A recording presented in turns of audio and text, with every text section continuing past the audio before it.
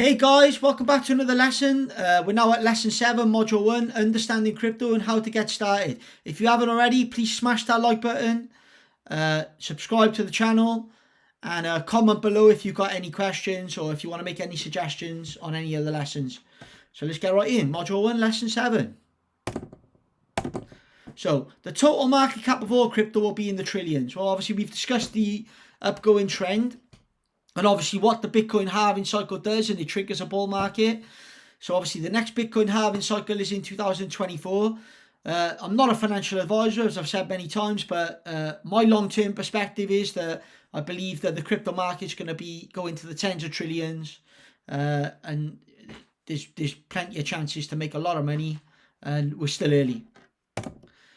Obviously, crypto has the ability to disrupt the banking industry. Obviously, we went through the Byzantine generals issue, where Bitcoin obviously solved the double spending issue, obviously, which disrupted the middleman. So, yeah, I think the banking industry is being disrupted. It's going to have to adapt. The ones that don't adapt are probably going to become blockbustered. Yeah. So, decentralized ledger technologies promise to transform several things from supply chain to identity, etc. So obviously we went through, obviously there's loads of blockchains, loads of different ways that they reach consensus. Supply chain, one that would come to mind for me would be VeChain. I invest in VeChain. Yeah, and I think VeChain's the king of supply chains in the alt space, in my opinion. Let's move on to the next slide. So decentralized systems tend to grow a lot faster. I guess you could look at e-commerce to see that. Obviously, what the World Wide Web did to information. So, yeah, obviously, decentralized systems tend to go a lot faster. So, obviously, again, Bitcoin's decentralized. Obviously, it's grown a lot in 13 years. Think about where it's going to be in another decade. Invest in crypto intelligently. Well, you're doing that. You're doing this course. Obviously, you're watching other stuff as well. You're researching. So yeah, so just always be intelligent. Don't follow the herd. Don't listen to the gurus. Just be sensible, be smart, and you should make money in this industry. Keep learning and keep up to date, which goes without saying. So keep up to date. I think there was an announcement yesterday. The SEC is saying that pretty much all the cryptocurrencies are unregistered securities.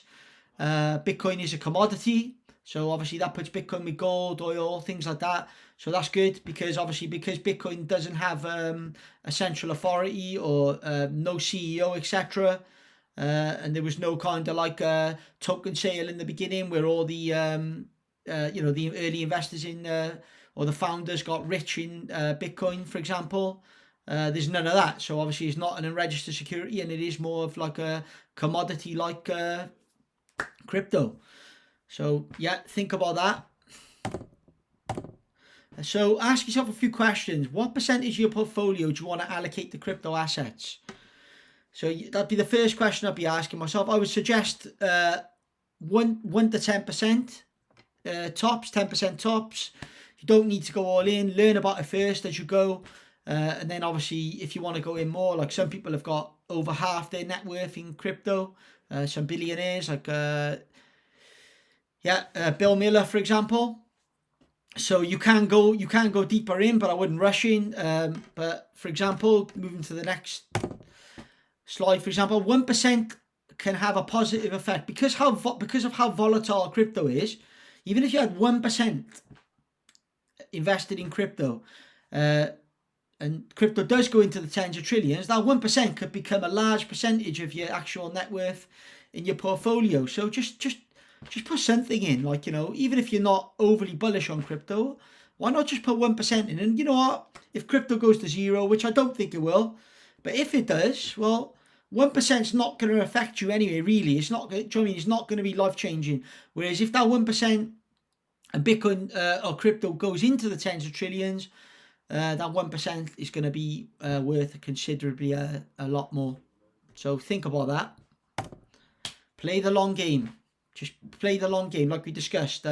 People that have been in Bitcoin for short term, it's too volatile. But if you've been in crypto 5 years plus, nobody's lost money historically. but you need to be in for the long term, wait for the next halving cycle, and wait for the next bull market. So take your amount and divide by 6, then dollar cost average.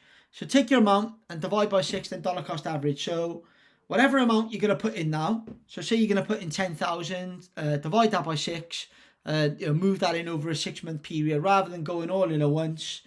You might be worse off by going all in. You might be worse off by doing it that way if the market goes up.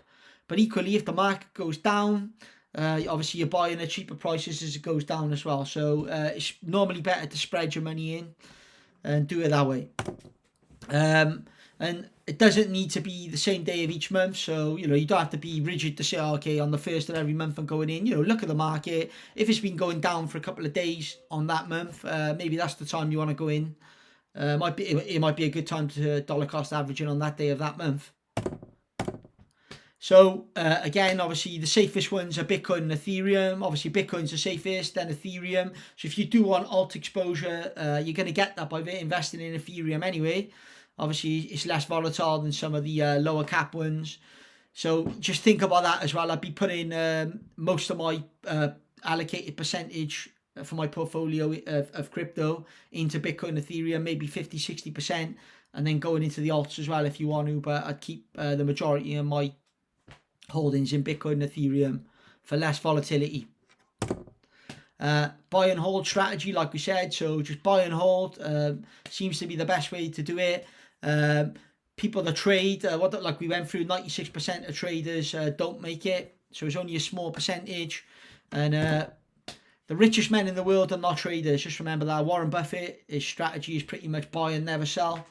So yeah, buy and hold forever, really. You're not going to go wrong. Like I said, 5 year, I'd be looking at a 5 to 10 year horizon at least, and just put it away, lock it in cold storage, and forget about it. And then also I think about lifestyle, really, because if you are going to trade, you might be a pro trader, but obviously you've got a lot more record keeping.